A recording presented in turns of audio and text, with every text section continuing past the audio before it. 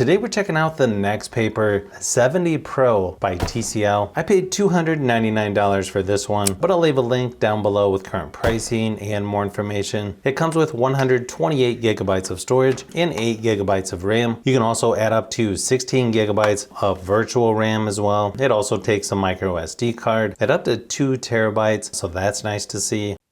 Also has a case included. Feels like a pretty hard plastic. It weighs in at 207 grams and is IP68, dust and water resistant. This does have eSIM, but luckily it still has a physical nano SIM card as well.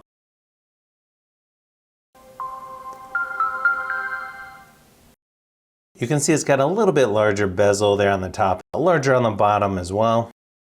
When setting up, you've got fingerprint, face unlock, and then of course PIN or password. Of course you have Gemini as the assistant. It's got a 6.9-inch IPS display at 1080 by 2340 resolution at up to 120 Hz refresh rate and up to 900 nits peak brightness. It's definitely a little more unique in that it has 3 different modes: color paper mode, ink paper mode, and of course regular. And there on the side it's got a dedicated slider to switch back and forth. This definitely has to be one of the coolest screen tricks that I've seen, where you can switch back and forth between the different types of screens depending on what you're looking at or what you're watching or reading. I could see some people getting this phone just for that feature alone. I actually think that's a better trick than on my S26 Ultra, where it just makes the screen dim so you can't see it at certain angles. It's also kind of nice that you don't have as many glares on the screen. I'm surprised more companies aren't doing this on their phone, really. I know I've seen some people online talk about how the colors don't look quite as good on this as a regular cell phone, but I don't know. To me, it just feels like it has that matte finish to it, which is actually better in my opinion, considering there's hardly any glares on the screen. But of course, it's wide vinyl ones, which is good for streaming apps like Netflix, and it can shoot up to 4K resolution for YouTube videos as well. If you're doing a lot of reading on your phone, this is easily one of the best screens I've seen on a phone. And I don't think it matters which mode you're on. The text just looks really good on here. It looks like it's using 33 gigabytes of the 128 available. I gotta say, the software on here actually looks pretty nice. You can see most of the pre-installed apps are the ones from Google. Then they also throw in some extras: Facebook, Instagram, LinkedIn, and so on. Swipe down anywhere to get to their hub. Swipe down from the top to get your notifications. Over to the right are all of your shortcuts. Definitely has a nice clean look to the design of the software.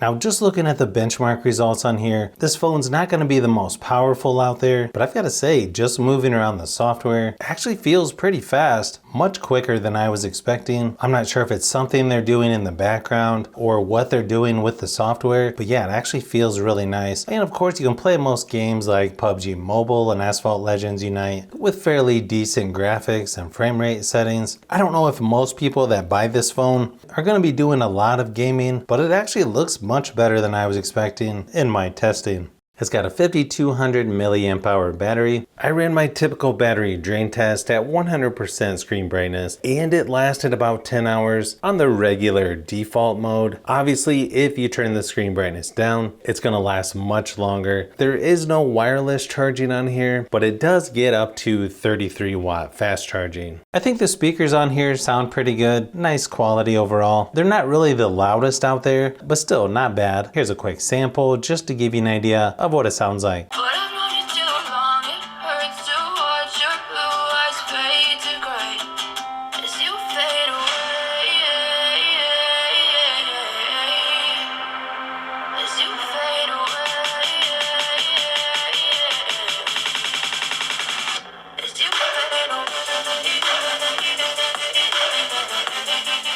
As far as cameras go, it's got a 50 megapixel main lens there on the back with optical image stabilization, and then it's got an 8 megapixel ultra wide as well. You can also record up to 4K resolution on the back, and then it has a 32 megapixel front facing camera with up to 2K resolution for video recording. In the camera app, you've got night, motion, video, photo, portrait, and under more you've got Pro, Light Trace, Pano, Time Lapse, Horizon Lock, Movie, Slow-Mo, and Google Lens.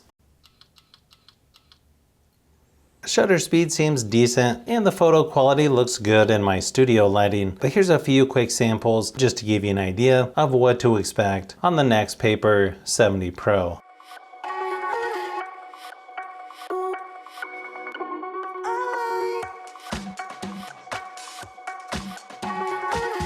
I think this is definitely one of the more unique phones out there, and it has pretty good performance for the price. For only about $30 more, you can double the storage. I think if you're wanting something a little bit different, or if you're thinking about having an e-reader on your phone, this is definitely worth considering. I may have to do a comparison with this and some of the other phones that I have, but so far I'm pretty impressed with what you get on this phone. If you like phones, tablets, and other tech, I've got a lot more stuff that I'm working on as usual, so you'll want to keep an eye out for those upcoming videos.